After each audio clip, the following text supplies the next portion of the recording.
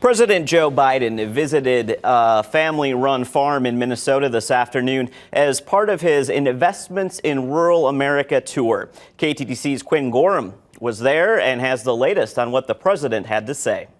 Good evening. This two-week tour is meant to highlight roughly $5 billion in investments, according to the Biden administration. The two biggest proponents of that money come from the bipartisan infrastructure law and the Inflation Reduction Act. Today's focus specifically was on sustainable farming.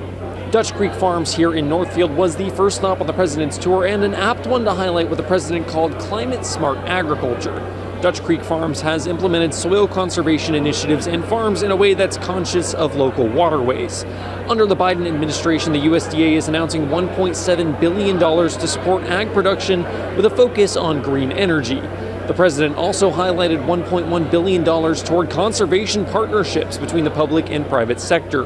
$2 billion to support communities in our Rural Partners Network, which puts federal employees on the ground to help rural communities take advantage of the federal resources, let them know what they are and where they are. The president's tour will also touch on rural infrastructure, renewable energy, and high-speed broadband investments. It's worth mentioning that at least a couple of the states that the president will be visiting on this 15-state tour are what's considered battleground states, so you can certainly expect to see some campaign stops along the way as well.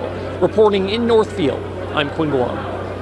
Thank you, Quinn, for that report. President Biden will attend a fundraising event in Minneapolis before heading back to Washington. We'll have more from the president's visit later tonight here on KTTC.